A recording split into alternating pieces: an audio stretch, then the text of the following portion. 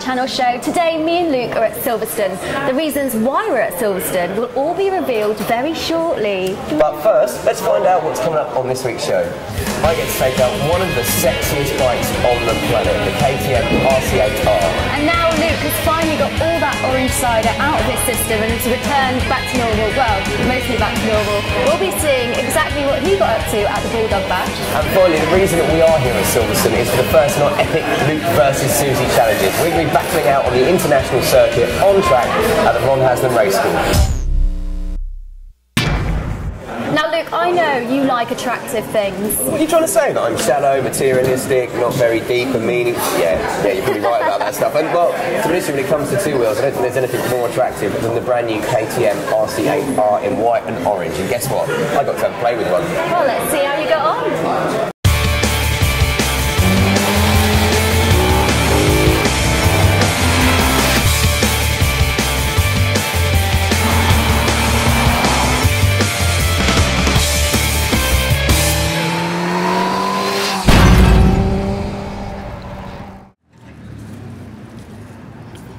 It's a hard life, man. It's one of the hottest days of the year. We are here on the wonderful English Riviera of Brighton. I have an ice cream, the sun is out, the sea is just there. There are scantily clad women wearing bikinis. Things don't get much better. Oh, and you might have noticed that. 2011 KTM RC8R, toy I've got to play with for a few days. Mummy!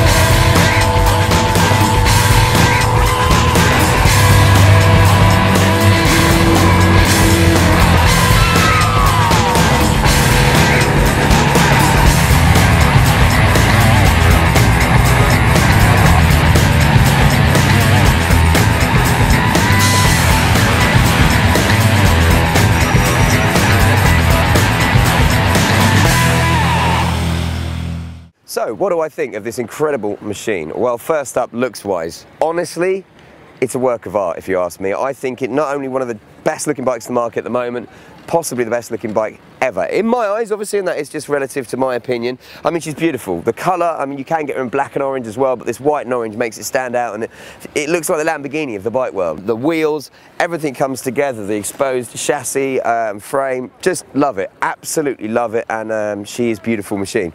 But that's not the only great thing about this bike. One of the coolest things KTM have done is they've actually listened to a lot of feedback they got from last year's version, or was it the 2008 model, and they've made a lot of changes. First up, and one of the things that will be most immediate to anyone that rode the last model, is the throttle. A lot more sensitive. Don't be wrong, it's still pretty harsh. This is a track tool. It's not a softened out everyday commuting bike, but it's a lot mellower than it was in the last model.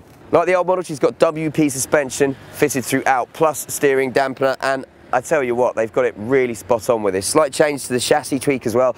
Just means that you're getting a lot of feedback as a rider, and it just gives you, how can I say it, makes you feel really special when you get it right. When you nail a corner and you come out of a roundabout and you absolutely put it on the edge, you feel like a real rider. And this is what this machine is. It is a proper track day tool. She has not got any electronic aids to soften her out and make her easier to ride on the road. There's no traction control, there's no ABS, there's two engine mappings, but let's explain those to you. They are 170 brake horsepower and 175 brake horsepower, which is its full kind of track mode, and it all depends on the type of fuel you put in. If you put in a Ron 95 fuel, you want to go with the 170 mapping, and then obviously if you can get a Ron 98, which as far as I'm aware we only get up to 97 in this country unless you're actually getting proper race fuel, you can set it on the top mapping. Another big thing KTM have improved this year is the smoothness of the engine. They've done that by putting in 2 spark plugs per cylinder and just kind of adjusting the fueling settings on it as well, and I tell you what, it really, really works. An amazingly cool feature about the RC8R is the exhaust that comes underslung the chassis here. I mean,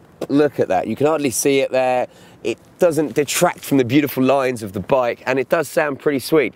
The only issue with that is that to get a set of cams on this, which I think to do this engine justice, you really, really need to. I've been bombing around with Alan on his Super Duke with Akrapovic cams on, and it's out-shouted this, is that you can only buy a full exhaust system, and that costs £2,000. So if someone wants to make a cheaper one, that would be nice. But I tell you what, I reckon it'd be worth it. And as I say, it all comes together, and I think that's what's more impressive is the fact that KTM managed to balance everything out and bring it all together in a ride that is so much more responsive, less of a psycho machine than the last one, but in a good way, and as much you can get much more out of it. And I think the thing that will surprise you the most is going to be the price. Now, last year's model came in at just over 15,000. This, 12,995. They've knocked £2,000 off their class-leading sports litre superbike, which in today's kind of financial times with Japanese bikes ever increasing, Ducatis, if you're looking at the 1198 SP, is almost up about £17,000, is incredible. Although, as I mentioned, if you are looking at this thinking, oh, it looks beautiful, I'll get this, I'll ride it to work every day, I'll use it as my sole form of transport, I think you'd be a little bit insane, and you'd be a much better rider than me if you could do that. Because, as I say, she is so set up for the track. Best used on full-on track days or just big rides into the country like we've got today coming into Brighton. But wow, what a machine. And yeah, she's absolutely blown me away. Insurance Group 17, 13 grand. Go get yourself one of these, the Lamborghini of the bike world.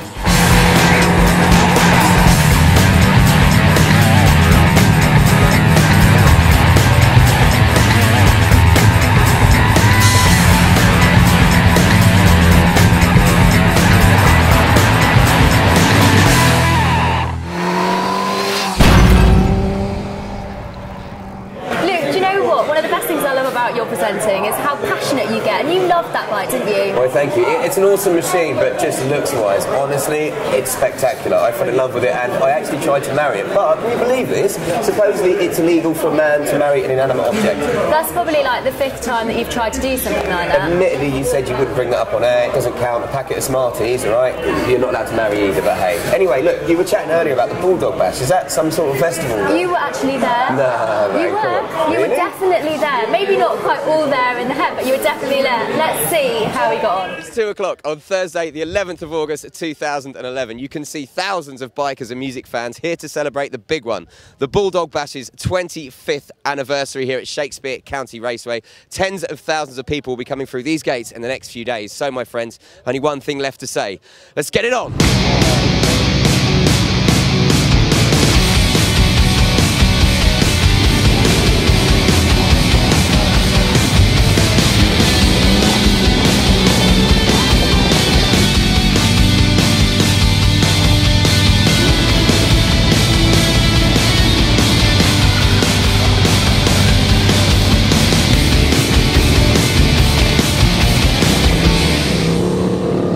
So the heart and soul of any festival, whether biking or music, is always the camping area. Check this out. The gates have only been open for half an hour, and already there's an impressive array of tents, gazebos, camping equipment and paraphernalia going up. The barbecues are going to be getting kicked on. The fridges and the beers will be open very shortly, and the music starts in but a few hours' time. I can't wait. This is going to be immense. You can already feel the buzz just walking around the campsite. I've never felt anything like it actually at a festival. It's different from any music festival I've been to. It's already feeling quite friendly, people helping each other out. This is going to be cool.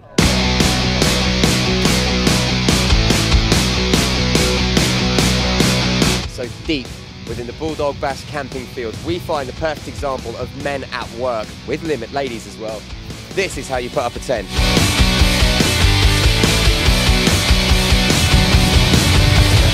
Okay, so here we are then. We are in the service gate right now. This is my man Bjorn. Say hello. Hello. He's going to give us a quick tour of the Bulldog Bash 2011, the 25th anniversary, the big one. We're going to see all the sights in a very quick little montage.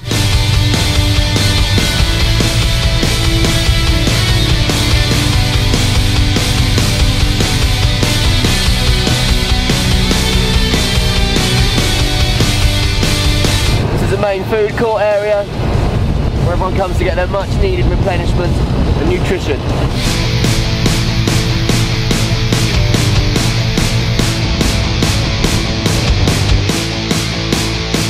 Main stage.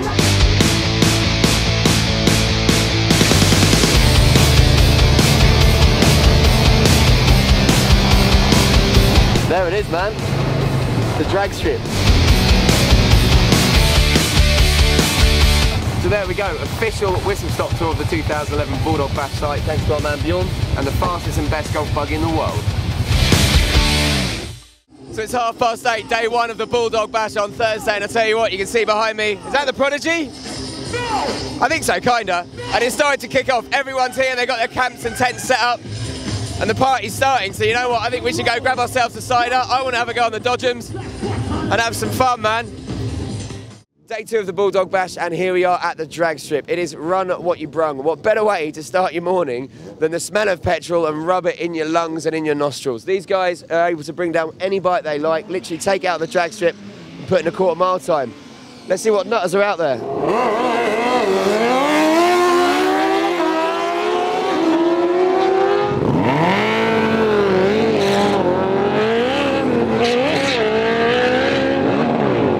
Okay, we got here with two guys who are brothers, about to head out on the drag strip and go against each other. Lads, you know what? We're brothers from another mother. Brothers are from another mother. Same sacks, different cracks. I see what you're saying, my friend.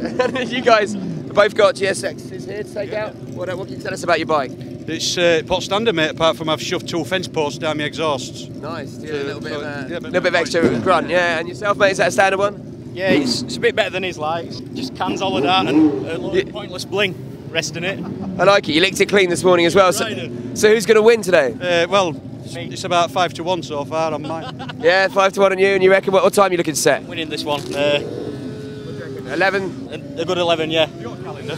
Yeah. Well, boys, be safe. Go get him, man. Cheers.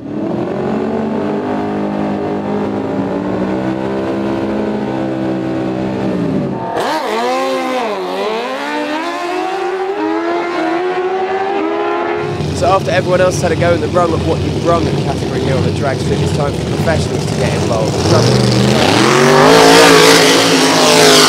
They go rather fast, and they're noisy.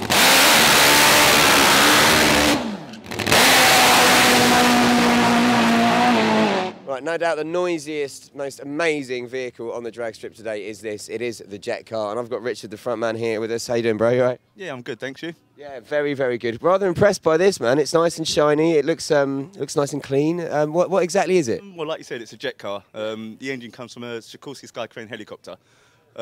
We've basically just taken it apart, ripped all the gummings off the back that we don't need, stuck an afterburner on it, stuck a tailpipe on, and this is what you've got. What kind of speed is this thing capable of then? Top speed we've had out of it so far over a quarter mile, it's 336 miles an hour in just over 5.5 seconds. That's over quicker than me making love to a beautiful woman. That's ridiculous, man. 5.5 seconds. Yeah, sometimes it's better than sex, believe me.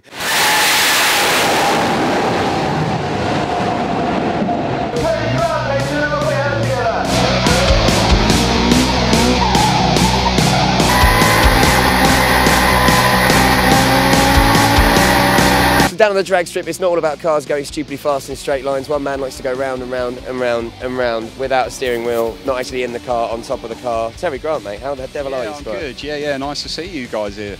Mate, it's genuinely a pleasure to be here and watch you pull off some of the most ridiculous stunts I've ever seen. Yeah, what talk us through your show? Okay, yeah, well, you know, what you see me do today was a very, very small part of what my day job is. Yeah. It's very tight here, as you can see, so it's just me having fun with friends. Obviously, the girls are there. Eddie turned up, which is kind of cool. Terry, it's been a pleasure having you at the Bash this year. Thank you. You're a superstar, thank you so much.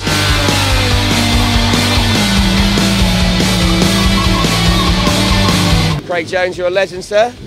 Thank you very much. I said to everybody, this is the first time back in 10 years.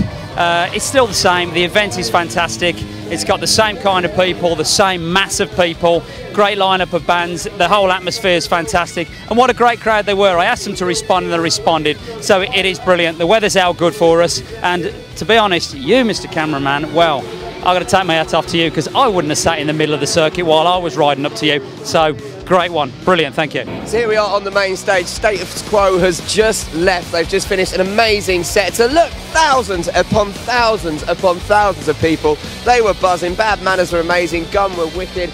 But you know what? The party's only just starting. It's 11 o'clock. We've got the dance tent over there with Lady Starlight, Lady Gaga's best mate and New York City's finest hard rock DJ about to kick off. We're going to go check that out. The bars are open all night. I think it's time for an orange cider. Boom, baby, day 3 of the Bulldog Bash. And guess what? I'm still alive. I won't be needing this just yet, although saying that I'm half broken, so maybe by tomorrow morning I might be getting that to go home in. But I tell you what, I've had the most amazing time already. We've only had 2 days. We've still got today, the Saturday to come. We're going to go check out the custom show, which happens at 6 o'clock. We're also going to be checking out some of the fairground rides. I might even go on the Waltzer, plus the Wall of Death and loads more. We're going to be checking out the dance tent later, and of course tonight the headliners are punk and goth legends, The Damned. We're going to be chatting to Dave Vanian. We're going to be having a brilliant time, and as you can see, the party is already starting.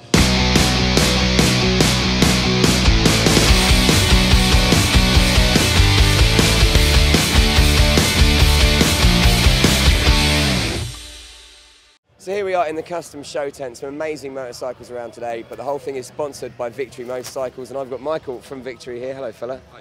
Lovely to meet you, and he's going to talk us through a little bit about, well, for a start, what Victory are doing here. We've come here to present Victory Motorcycles to the Bulldog Bash public. We've been here for a couple of years. The response has been fantastic. We've been made to feel so welcome. A lot of the people here, okay, the Harley riders, sports bike riders, they've seen Victory in the magazines, maybe seen them on YouTube, etc., but they've not seen them in the flesh. And they come along, have a look, and they're very, very impressed with what they see. And loads of really positive comments, really well received. We're in the custom show tent because Victory is really kind of a custom bike you can buy straight from the factory. Right, then, so one of the biggest events at the Bulldog Bash weekend is, of course, the custom bike show. We're about to get the judging done in the final to find out who is going to walk away with all these lovely, shiny trophies just behind us. There's some incredible bikes there, and also I've got the help of 2 very glamorous ladies, the lovely Katie and the lovely Candice from Maxis. Say hello, girls. Hiya. Hello. I've really got the hardest job in the world here, it must be said. Anyway, it's time for us to go have a look at these bikes and see who's going to win.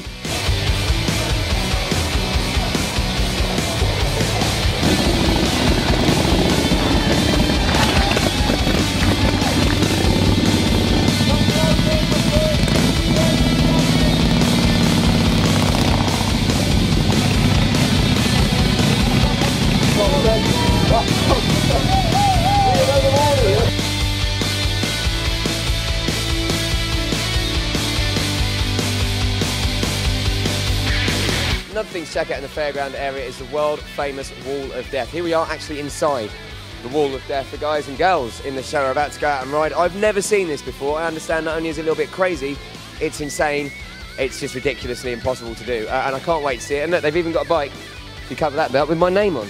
Maybe I should join them, eh? Well, I'll tell you what, I'll let you know if I want to join them after I've seen the show.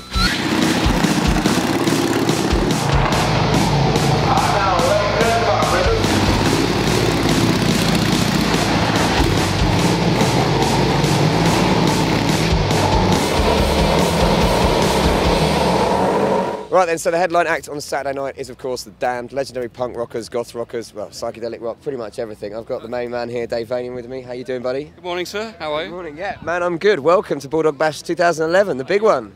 Thank you. 25 years. It's Still incredible. going. It's great, isn't it? Well, and you're an actual biker as well, aren't you?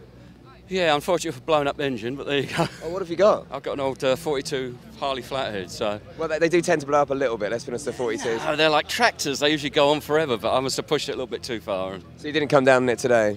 No. Otherwise I would have done. So I was in a bad mood when I turned up. Oh, well, you seem happy and chirpy now. Yeah. Yeah. Do our bit.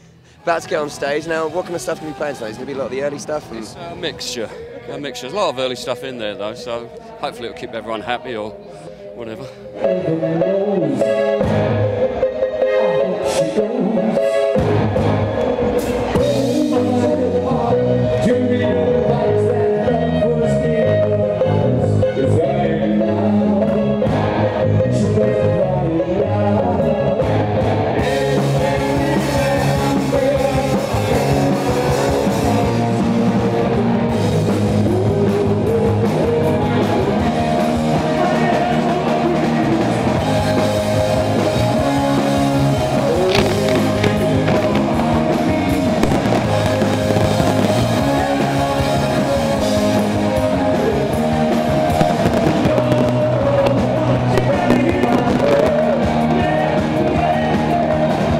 simply, what an amazing day. The Dam brought the main stage to a close on Saturday night with one of the best sets I've ever seen. We just caught some amazing fireworks, and I'm actually quite sad that it's all coming to an end. But as you can tell from over there, the dance tent is still going to be going all night. The bars are open, so I reckon we might just sneak in a quick cheeky before we head off and hit the sack.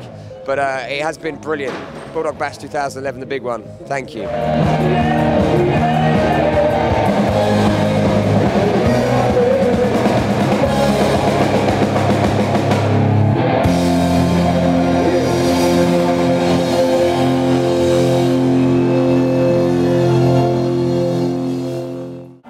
Luke. It was amazing, intense, brilliant, immense, all of that put together. It was one of the best experiences of my life, Bulldog Bash 2011, 25th anniversary run. And do you know what?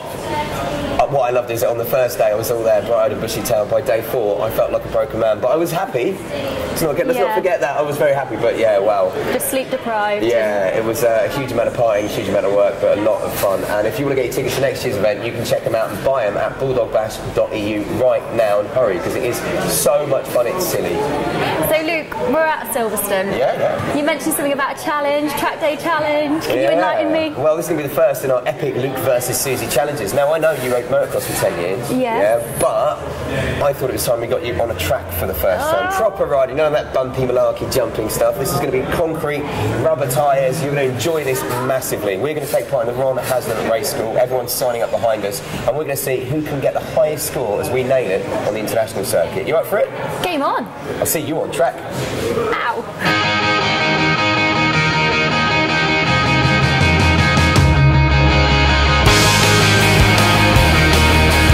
So here we are, just getting changed, getting the gear on. I'm a little bit worried. Suzy's been in there a long time in the female changing room, and I'm worried that she's not put on race leathers before. Maybe I should, go give her a hand, see if I can help her out.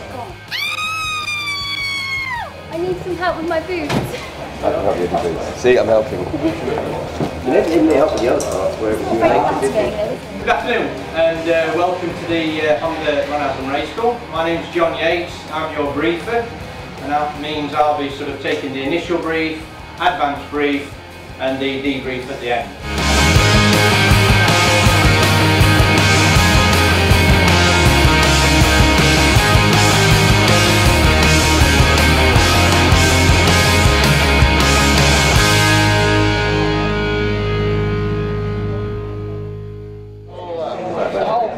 Yeah, good man. Hello. Right. Yeah, I'm mainly looking to just be a better road rider. That's what I want, We're all right. Don't worry. No problem. I will signal you by just putting my arm in the air. Yeah, doing that. Just do this one. I'm nervous.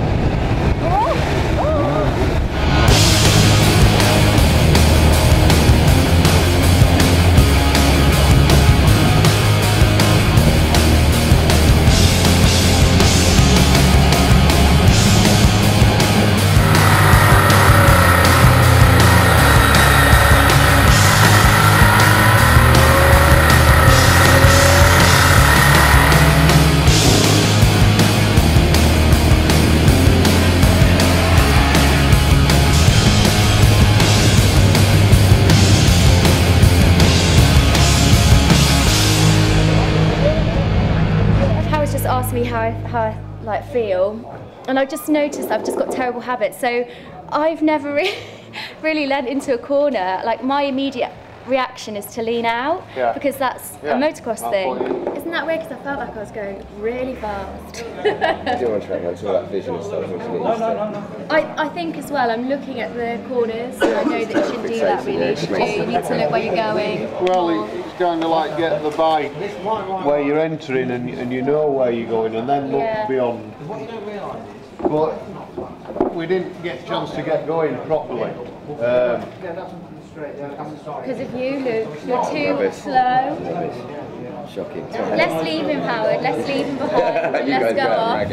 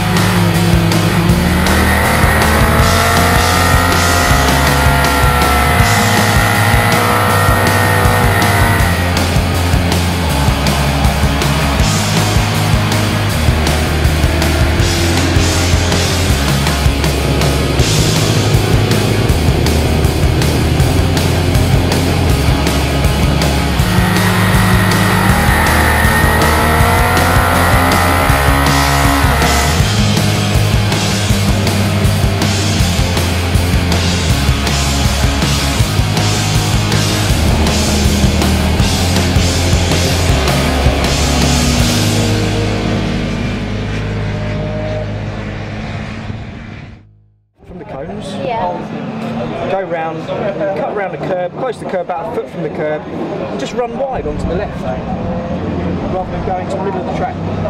Okay, so I'm just about to go out on my last session with Adam. It's just me and Adam now, and he's going to get me focusing on shifting my body weight more into the corners, and hey, maybe I'll get my knee down.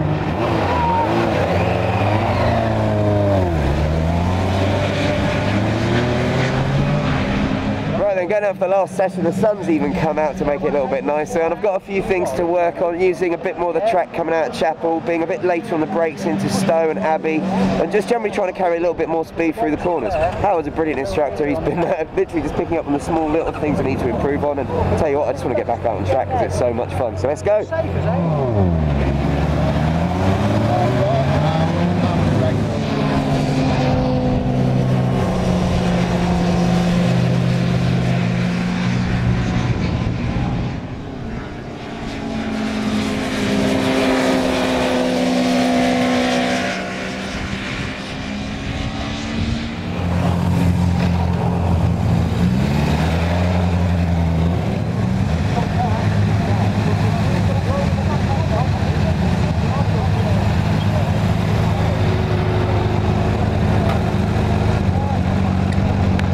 Sharp. Well done. No, I really enjoyed that, Howard. Thank you, mate. That's excellent ride. That was a lovely one. Sweet. Lots of little improvements. Hopefully tweaking it, and always looking to improve. That's the secret. Love it. Let's go see how I did in the debrief. Hopefully I beat Suzy, man.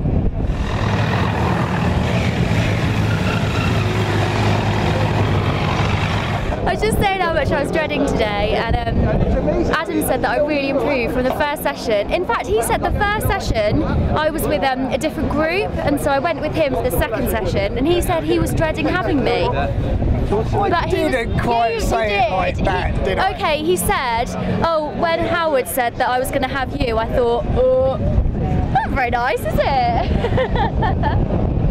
But he said that I improved dramatically, and I felt like I improved, and this is my first time out on the track, so I feel quite proud of myself, and I really can't believe it's over far too quickly. It's not fair. Let's go out again. Right then, so this is it. After a day out on track, we have the man himself, Ron Haslam, here. He has our score sheets in his hand, Suzy. It's our first challenge. Who's going to win, do you reckon? Ron, come on, it's down to you. Right, well, the score sheets don't work. I would really think they'd work. I mean, Suzy, you've got 75 on the total score. Which is really good, considering it's my first time out on the track. First time on track, which is fantastic. If I do say so myself. Yeah. Obviously, Luke, you've got 90. Oh, come on. Yeah, which is, you know, sounding the better score. Yeah. Isn't it? Yeah, I'm happy with that. 75. Can I hear a but? Well, there's a but in there where this is mostly improvement score. Yeah. It means that you have improved more than Suzy. Yeah. Oh. So, if you've improved more than Suzy, does that mean that you wasn't as good to begin with? Well, yeah, actually, yeah. I didn't think of it like that. Yes, it does. Yeah, it that's a good point. Actually. Yeah, I'm just taking the higher number as being better. Do you know what I mean? That's what I'm aiming for. I've got to admit though, Luke, looking at your throttle control and all the other, yes, you are slightly better. Ron, thank you. Put it there. That's official for the man, the legend himself. Thank you. I'm a winner. You're a loser, Suzy. But I would like to say, it's your first day on track. Right, do you know what? I feel proud of myself. You did brilliantly. Even if I did lose, I'm going to tell everyone that I'd won, though. No problem. But that score, first time on track, is very good. You know, Thank you. The control of the bike, the score they're getting on that, yeah, is very good. Can Incredible. I come back? You can come back any time. Yes. Only because you became friends with your instructor. She gave him a Facebook and everything. Oh, can you give us a higher score? Yeah, oh, yeah. I gave him £4. Yeah. I gave him a little kiss on the cheek when I left, and still I don't win. I know. I gave Howard tugs, so that's why. Do you know what I mean? Brilliant. Thank you. No, well done for both of you anyway. Thank you so much, Ron. Brilliant. Well done for that. Thank you.